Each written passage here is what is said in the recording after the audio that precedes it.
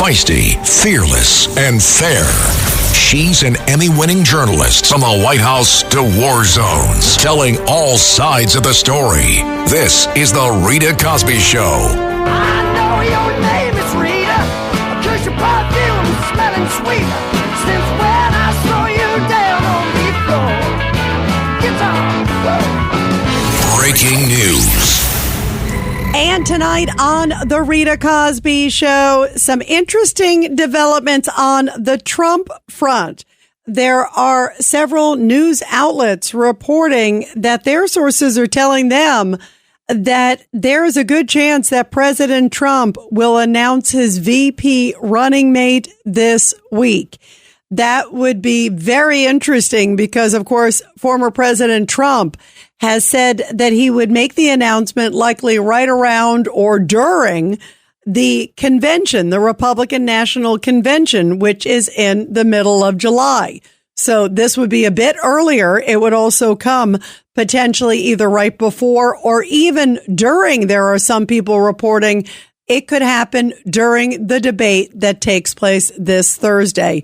Wow, that would be a big, big move and a bold move and an interesting one, creating certainly a lot of fireworks. There's been so much suspense as to who he will pick for his VP running mate. And he's also saying that his VP running mate will be at the debate. So maybe that's part of the reason that he might use that opportunity to say, hey, by the way, and again tonight, I'm announcing my VP running mate. So the whole world is watching when he makes that move. It will certainly be an enormous audience. And maybe he wants to take advantage of that moment, take advantage of that audience. Also, the person literally right in front of him, who will be watching the debate events. There is no audience in the crowd. But there will absolutely be surrogates that will be in the area there, and they're watching the debate in rooms nearby and close by that locale. So there's no doubt that this would be a dramatic moment for sure. So what do you think is going to happen? Do you think there's a good chance he could use that moment either right before the debate with an interview or during the debate? Wow, that would be a really powerful moment because we have never seen presidential debates this early in the election cycle, the general presidential debates. And of course, it was Joe Biden's team that came up with the idea of doing one in June. Remember, Trump had been saying, let's do it, let's do it, let's do it. They had talked about the structured ones through the Presidential Commission taking place. I believe one was in September, and then there was another one in October. And then suddenly out of the blue, Joe Biden did his Clint Eastwood and said, make my day and let's go at it. And you can bet part of it is because he's tanking in the polls. And he's probably getting a lot of pressure from others in the Democratic Party that he's got to do well. And in fact, Van Jones, political commentator on CNN, a Democrat, said if Joe Biden doesn't hit it out of the park, or if he has a really, really bad performance, moreover, he's done. Those are the words of a high-profile Democrat, and many others feel the same way. So who do you think that President Trump is going to pick as his VP? There are a number of names tonight out there. There are some people who are saying it could be Doug Burgum, the North Dakota governor, who we just had on Katz and Cosby, the great show I host with John Katzimatidis at 5 to 6 p.m. on WABC Radio, weeknights. It could also be potentially Marco Rubio, the senator from Florida. It could also potentially be Glenn Youngkin, of course, the governor of Virginia, a very successful governor there. Tim Scott's name is still in the hopper. And then there are some people tonight who are even reporting Vivek Ramaswamy, of course, who was one of the candidates running against Trump, as was, of course, a number of the others that we just mentioned. It's going to be interesting. And boy, I think it would be just like Trump, who I have known for decades, to use that moment at the debate and look in the camera and say, by the way, I have a big announcement tonight. because that would be a bold move. First of all, it would certainly take any attention off any news that Biden's trying to make. I think if he stands up for 90 minutes, that's news, because apparently he's been practicing standing up for 90 minutes. Forget the words. He just needs to see if he can stand up for 90 minutes. But boy, this is getting to be really, really, really interesting. And I think, the vice presidential choice, if you look at some of the new polls, there's a new poll that actually just came out, and it is with the poll numbers in Georgia. And it's showing great news for President Trump in Georgia. He is up 5 percentage points over Joe Biden in Georgia. That's big. And of course, that is where the debate is going to happen this Thursday night, everybody. And I'm going to be covering it live, too. You got to tune in on WABCRadio.com, wherever you listen. But of course, go to WABC Radio if you're in the New York area. Bill O'Reilly and I are going to be giving a play-by-play. So we'll save you from the boring parts. I don't know if there'll be any boring parts, but we'll save you from when Biden goes on and on and on and on. And we'll also fact check, and we'll give some great analysis. I cannot wait. Bill O'Reilly and me will be together on the big debate night. And that is expected to be probably one of the most watched and listened to debates ever in American history. So make sure that you tune in, guys. Bill O'Reilly is so fantastic. And it will be a powerful, powerful discussion where we'll be doing a play-by-play sort of fact check as it happens, because this debate will definitely be one for the record books. Meantime, here is President Trump just a few days ago. Remember, he's in Philly over the weekend, another big swing state, Pennsylvania. And it's typical, Trump style. There is Joe Biden, who has been spending his time at Camp David. And he's apparently been doing these rehearsals over and over again. They have to repeat everything to him. They have apparently 16 people who are coaching him and walking him through what he should say and what he shouldn't say in the debate after he got through if he can stand for 90 minutes. But on the other hand, you got Trump, total opposite style, saying that he's going out on the campaign trail, speaking to people, and it's his institutional knowledge for all these years that are going to help him in the debate. And here he is in Philly asking the crowd, who should he pick for his running mate? This is cut number 17. Take a listen. Who do you like as VP? I like you to run the whole country the way you did. Who do you like? JD. You like JD? Love JD. Who do you like? You're going to win bigger this time. I think so. There's even more of a feeling this time. My strategy is very simple. Make America great again. That's all. And you also heard the other name there, J.D. Vance, the senator from Ohio, of course, who is the author of Hillbilly Elegy. I had dinner with J.D. I think it was about a year or so ago. Interesting guy. Certainly somebody who's a big supporter of the military, a big supporter of President Trump. Ohio's an important state. So there's a lot of interesting options for President Trump to choose from. And needless to say, Kamala Harris, when she was told not about this new news, but predicting that, of course, whoever is going to be selected as Donald Trump's running mate, well, that it was going to be right around the corner. Listen to her answer on Morning Joe on MSNBC. The next couple of weeks is going to be the choice, Donald Trump's choice for vice presidential running mate. Who do you think it's going to be? Because this is the person you'll face off against in a debate, I guess. Oh, yes, definitely. I don't know who he's going to pick. I try to spend not too much time thinking about how he thinks. Yeah. But listen, I think it's clear there's a litmus test.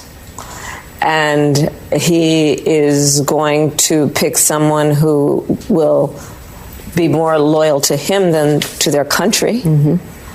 I think we saw what happened in terms of January 6th, and he is certainly not going to pick another Mike Pence who stands to defend and support the Constitution and is more likely to bring in someone who's going to be a rubber stamp. And the bottom line is that you look at the reported shortlist, and it is clear that the top contenders on that shortlist either support a national abortion ban or have signed off on a Trump abortion ban in their state. So I think the contrast is going to be pretty clear, whoever he chooses. There was a lot there in what Kamala Harris said. Normally, she doesn't get that much in a sentence, but she did get quite a bit in there. And 2 or 3 of the things, clearly, she's using the party line. And you could hear it on so many levels because it's going to be a lot of what you're going to hear from Joe Biden when the debate happens again on Thursday night, literally right around the corner. Her saying that Trump is expecting the running mate to be more loyal to him than the country. And that's going to be sort of the message that Biden's going to take in the debate, that I'm for the country and Trump is for Trump. We've heard that he's going to sort of use that strategy. You also heard her talk about January 6th. Everything is going to be January 6th, January 6th, January 6th. And now, of course, we know a lot more details about January 6th, what happened and what didn't happen, and that phony charade of a committee.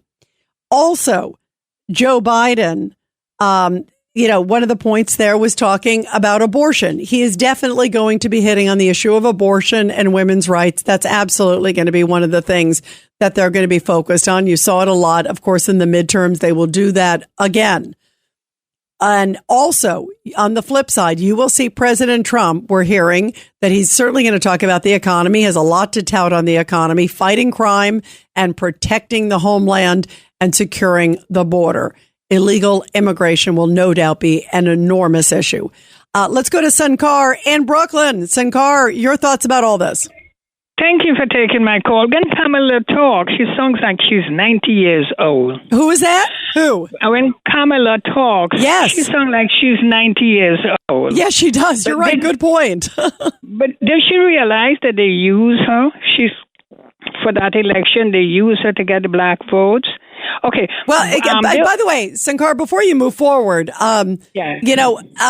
clearly she was, like you said, picked. She was definitely a choice because of her race and a woman and all that.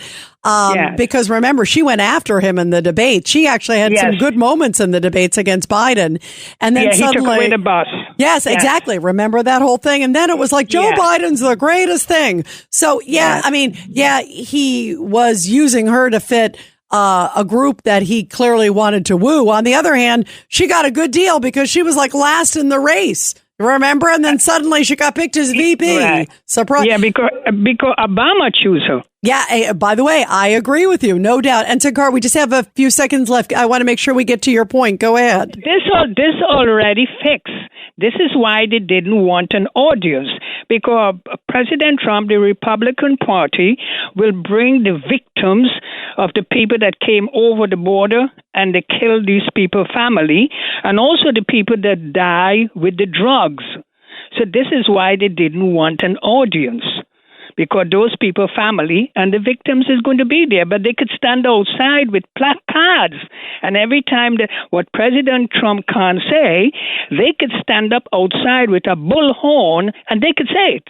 Yep. You know what? You hit some great points, because remember, one of the most famous moves that President Trump did when he was debating Hillary Clinton was he brought some of the women who accused her husband, remember, of some pretty horrible things. And they were there in the audience. And I could see him bringing, they're called, the angel moms who have sadly lost their children due to illegals or their brothers or sisters.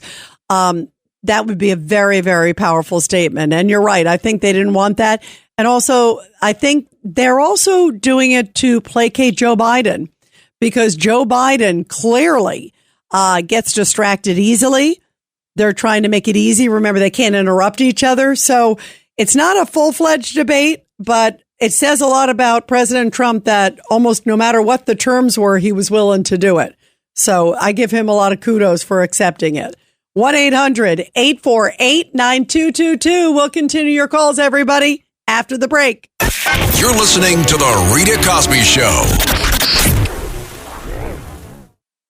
This is Greg Kelly for Priority Gold. What does it mean to be America's precious metals dealer? It means that you're in touch with the hearts and minds of those who love this country, value our freedom, and want to protect the future. Priority Gold is that precious metals dealer. They've helped thousands of Americans back their retirement with solid gold and silver. Call Priority Gold at 888-506-6439. Receive free shipping, free storage, a free investment guide, and one of the best purchase experiences in the industry. Call now or go to PriorityGold.com. When you need mealtime inspiration, it's worth shopping Baker's, where you'll find over 30,000 mouth-watering choices that excite your inner foodie. And no matter what tasty choice you make, you'll enjoy our everyday low prices, plus extra ways to save, like digital coupons worth over $600 each week. You can also save up to $1 off per gallon at the pump with fuel points. More savings and more inspiring flavors make shopping Baker's worth it every time. Baker's, fresh for everyone. Fuel restrictions apply.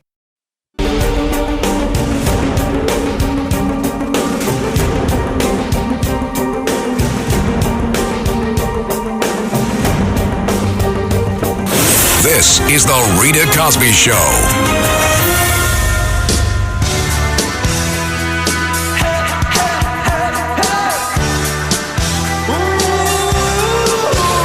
Well, this is the perfect song, Don't You Forget About Me, because I know that's not the name of the song, but it's a good first line. Oh, it is the name of the song. Oh, good. I actually am better than I thought I was on this.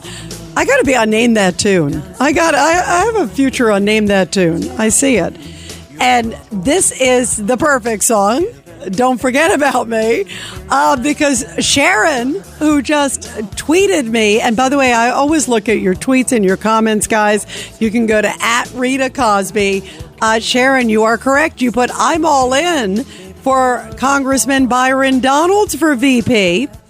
And she also said, I am shocked that I've never seen Governor Abbott mentioned once, and he's done so much to protect the border. So we should not forget about either of these guys, because Byron Donalds is so articulate, the congressman, of course, from Florida, who we've interviewed, and he's a great speaker and has a great personal story, too. Governor Abbott also, by the way, you are correct. You cannot rule out Governor Abbott. He is definitely also on the short list. We haven't heard too much about him of late because he's been very busy with everything at the border, but he certainly knows what to do to secure the border. Great comments, guys.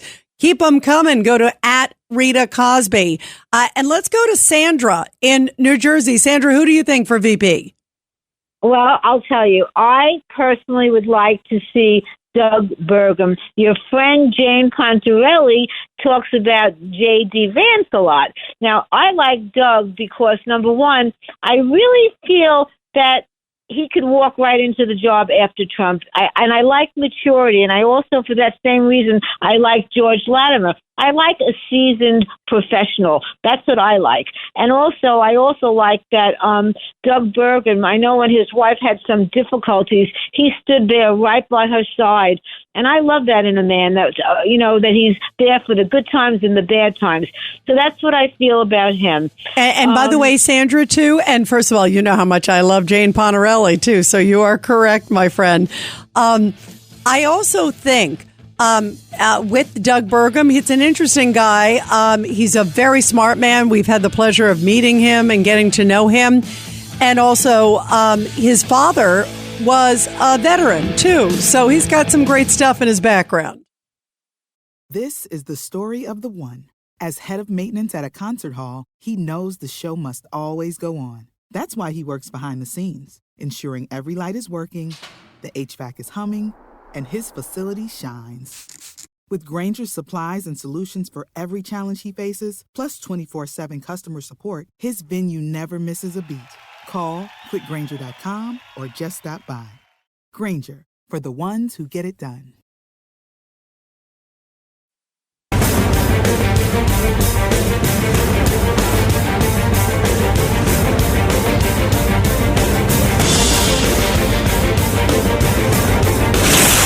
Rita Cosby is on.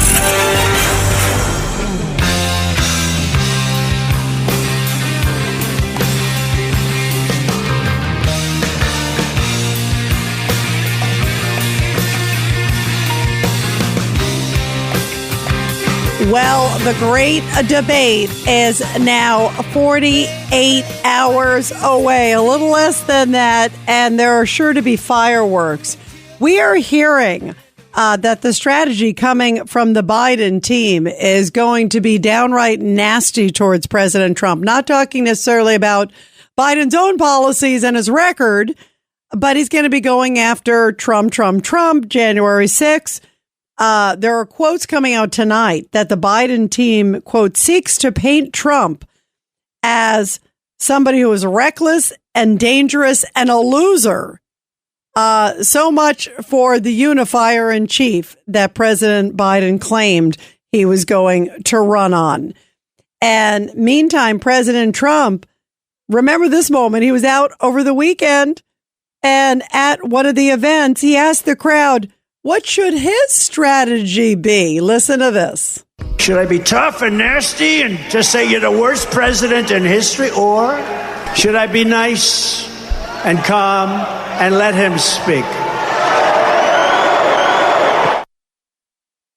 So what do you think of those choices? I think he's going to have to hammer back, but he also has to stay focused on his record.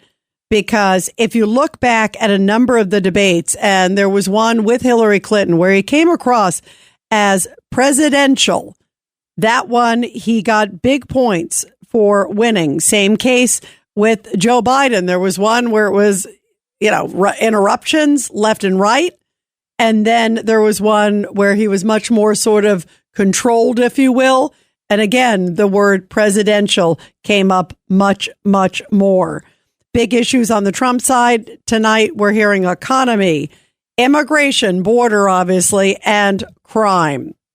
Meantime, what is Joe Biden going to talk about? Well, he seems to be wanting to go after Trump because what is he going to say? The economy's great. Are you kidding me? The border's great. Are you kidding me? Crime is great. Are you kidding me? The world's a very calm, peaceful place. You're definitely kidding me? Listen to what the host of Ruthless Podcast, guy's name is Michael Duncan. This is what he had to say. He was a guest on Fox earlier today. I think Joe Biden's ultimate problem here in this debate is it's not like 2020 where a Biden presidency is a hypothetical, right? The American people have now a 4-year record of failure in Technicolor. And I think Donald Trump's main job in this debate is to pick that agenda and that record apart. Yeah, Trump has to say, what are you kidding? The facts are this. That's not accurate. Here are the facts. Here's what I did. Here is how I did things differently. Here's why, if you bring me back again, what I can do. It is really a pivotal moment. And a lot of people say first debates are everything, barring some major October surprise. Maybe there'll be a July surprise, too. There's been so many surprises in this. July, August, September, October, maybe even pre-election in November. This has been one for the record books. That is for sure. Meantime, President Trump got some good news partially from Judge Merchan. That's the guy who ran the hush money case. And today it came out that Judge Merchan has lifted the gag order, sort of, in the enforcement against Trump. Now, remember, he couldn't barely say anything. And here he's going into a debate. That's outrageous. So the judge has restricted him now only a little bit. God forbid he lift the entire gag order, which is what he should have done. Never should have gagged the leading presidential candidate in the country ever, period. It was outrageous. It was such an infringement on First Amendment rights. It was ridiculous. And I contend unconstitutional. And a huge violation of his First Amendment rights. And guess what? Our rights to hear the candidate speak. This is the guy who is leading the polls, and you're going to try to clamp him down and put a muzzle on him. It's outrageous. But he did get some good news today from the judge where he lifted it partially. So now President Trump can talk about the witnesses and the jury. They don't have the names of the jury per se, but to be able to speak what the jury decision was. Most importantly for him, he can now talk about Michael Cohen and other people that got up there on the stand. That's the appropriate thing to do. There's no doubt about that. But then earlier tonight, we talked with Professor Alan Dershowitz, and Professor Dershowitz said this lifting of the gag order, and it's only partial, as just a drop in the bucket, and the whole gag order is ridiculous. Listen to what he had to say. Too little, too late, and he can't go after the judge's daughter, which he ought to do. If they can, Biden is going to say you're a convicted felon 34 times. He should say, look, I have a complete answer to this, but my hands are tied because this New York judge that unfairly convicted me, which he's allowed to say. Let me tell you, I'd love to tell you a little bit about his background and about his relatives, but I can't. And you're being denied the right to hear the truth from me. It's not my First Amendment rights. It's your First Amendment rights. And they're making me debate Biden with one hand tied behind my back, and it's unfair. He ought to make a big deal about that during the debate. Yeah, he can talk about the witnesses, but he can't talk about the jurors. He can't talk about the daughter. So he can't talk about the daughter. Now, earlier, I don't know if you guys were listening on Katz and Cosby on WABC radio, but Judge Weinberg said some interesting things. We were talking and he said, you know what? Maybe he should say, I would love to be able to tell you about all the money that Judge Merchan's daughter has taken in, but I can't talk about it because I have a gag order. I would love to talk about how Matthew Colangelo, who is the number 3 guy in Biden's DOJ, who suddenly, what a surprise, moved down to Alvin Bragg's office to prosecute this case against me, but I can't talk about it. I'd love to talk about the collusion between the DOJ and the Biden White House, but I can't talk about it because of the gag order. Throw it at them tooth and nail, because it is preposterous that they're thinking of muzzling still.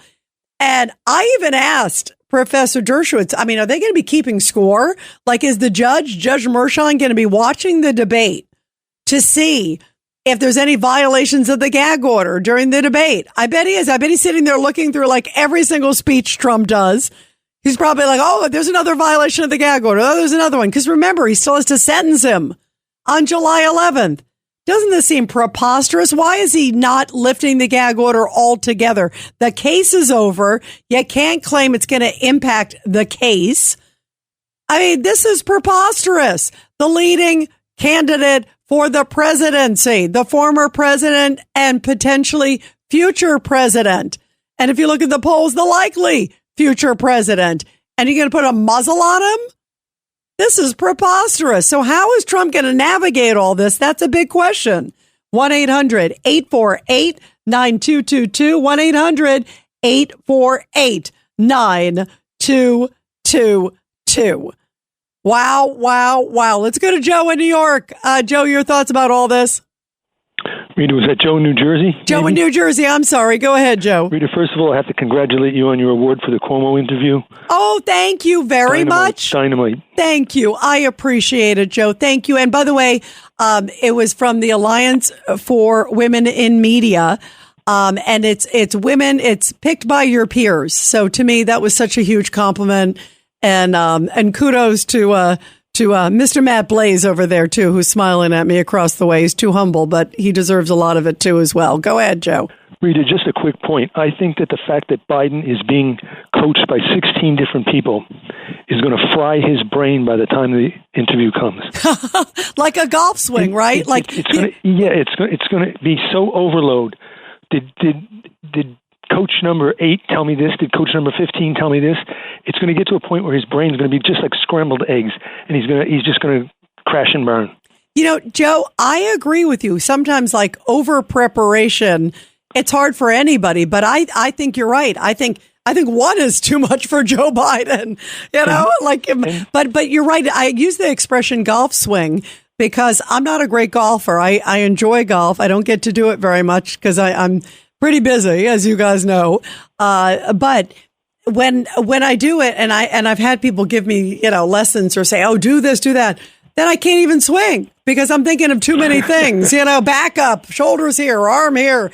And it's the same thing. I think you're right, with too much information, and especially given all the things that Joe Biden's dealing with in terms of his mental acuity. What do you think? Do you think we're going to see the angry Joe Biden? Or do you think we're going to see a comatose Joe Biden? We're going to see a juiced up Joe Biden. Yeah, It's a scrambled egg brain, though. Yeah, so they're going to have him juiced up, and he's going to be confused also. Yeah, whatever he was on at the State of the Union, they're going to give him a double. Yeah, definitely. Yeah, great point. And Joe, thank you again for the very sweet words. Thank you so much. Very nice of you. I really appreciate it. Let's go to Dave in Pennsylvania. Dave, your thoughts? Hi, Rita. Thanks for taking my call. Yeah, I think that Joe Biden, I think you touched on it. He's going to be. They're going to have a very simple strategy to keep it simple, stupid type of strategy. He's going to go up there and make accusations of positive things, wonderful things that he's done. And if President Trump counters that, he's just going to say, "How would you believe a two-time impeached president, 34 felonies, convicted of liable sex? What was that? I forget what the assault." And I think he's gonna play that up to discredit him. I think what President Trump should do, in part, is to counter that and say, here's somebody who doesn't care about the hundreds of thousands of Americans who have died from fentanyl overdose by allowing the poison to come over, and also the children, the molestation that's going on at an epidemic, and it's a Holocaust that's happened, and they know it's happened. It's premeditated. It's like passive aggressive murdering and raping of young children. How could you listen to someone who established a policy that is enabling this, and he could shut it down tomorrow if he wanted to? I think they push on some of those issues, the human side, in his arguing, and show how crass and how cold and how really, it's almost sociopathic to ignore those things that have happened in our country because of him. And also bring up the tragedies that are happening overseas in Afghanistan and the policy that's triggered a World War III with Ukraine, and mandating that Ukraine should be involved with in NATO as a trigger point. There's some things I think he needs to go back on to also undercut him, and touch on the hearts of people and how these things really matter. Dave, you hit some great points. And the human aspect, I'll go back to first on the border, because there's some really powerful things there, because they have yet to say anything. The only time they ever admitted to it was under oath.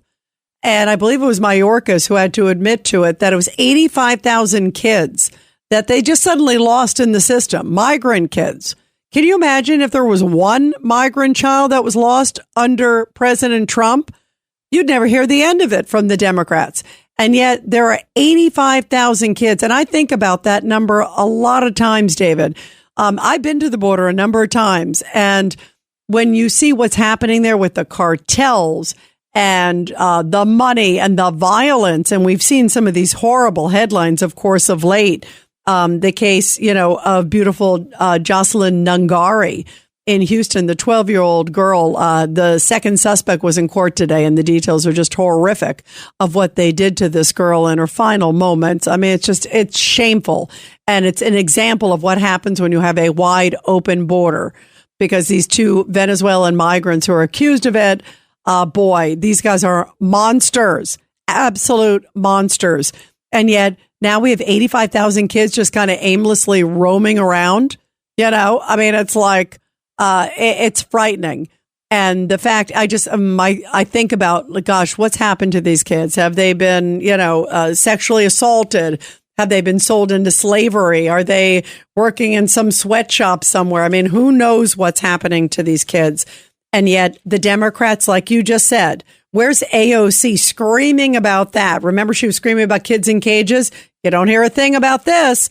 You don't hear a thing about it from Joe Biden, any of these people. And I think that speaks volumes. And you're right. He should look in the camera, President Trump, and say, why are you not? I'm outraged. The American public's outraged. Joe Biden, you should be outraged. The fact you haven't said anything or haven't said the names of these victims either. I'm talking about Jocelyn. I'm talking about Laken Riley. I'm talking about Rachel Moore and so many others. That speaks volumes too. And I think he should remember their names, because the American public does. And they notice that Joe Biden hasn't said anything. Great points, David. Great points. And everybody will continue your calls after the break. 1-800-848-9222. And now to our Support Our Heroes. The Rita Cosby Show presents Support Our Heroes. And this is the Tunnel to Towers Foundation Support Our Heroes segment with a very powerful story coming from Sacramento, Kentucky, where Vietnam veteran Richard Smith was just recently honored for his service and also dedication to the community. Smith lost his medals after a house fire back in 2020. And so the Sacramento mayor, Betty Howard, decided to do a dedication so people could come out and show their support for this great veteran.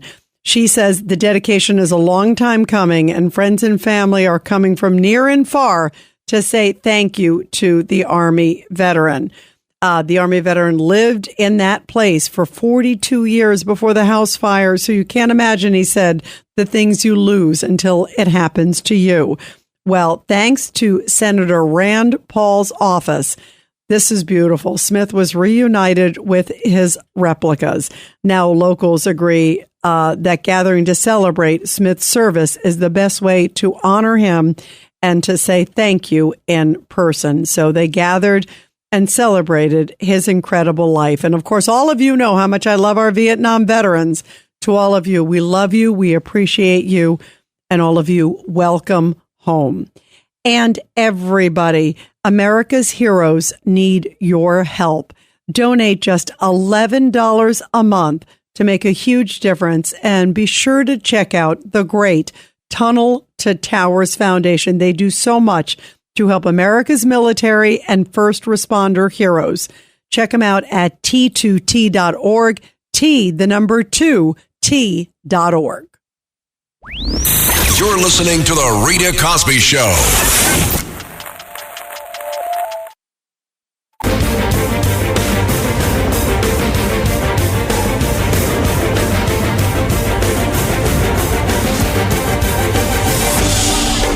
It's The Rita Cosby Show.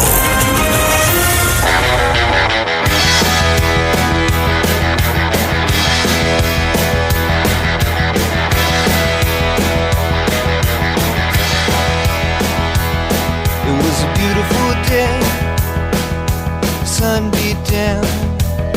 I had the radio on, I was driving. Well, you know you can't be wrong if you have the radio on, especially if you're listening to The Rita Cosby Show. And everybody, it's going to be interesting because there is a chance, based on some of this new news tonight, that President Trump could announce his VP running mate as early as tomorrow. There are sources telling a number of news outlets, including NBC, that potentially it could happen tomorrow or even during the debate. Can you imagine? That would be a wild moment during the debate. And by the way, I have an announcement to make. Joe Biden, yeah, you're in Atlanta. You're in a debate room. But let me tell you who I'm picking as my VP running mate. That would be classic Trump. And boy, that would be a fabulous, interesting moment. And it's supposed to be the most watched, most listened to debate ever in American history. He certainly will have a captivating audience that will be focused and laser focused on every word that each candidate says. That would be amazing. 1-800-848-9222. Let's go to Ann in New Jersey. Ann, your thoughts? Hi, Rita. Thank you for taking my call. Sure. Who do you think? I understand you have an idea for a VP. Who? I do. And it's someone who we have not been talking about. And I hope that you will speak regarding this wonderful lady, Lara Trump. She would be a tremendous vice president. She's intelligent, well-spoken. She committed. She would be fantastic. By the way, she is a super sharp gal. I like Laura a lot. The problem is, then it would be the Trump family ticket. That's the only drawback to it. That's the only negative there. I don't think Laura would do it because she's now co-chair for the RNC, and she's got a pretty busy job as co-chair of the RNC. But we may see tomorrow, even as early as tomorrow, who's going to be his VP.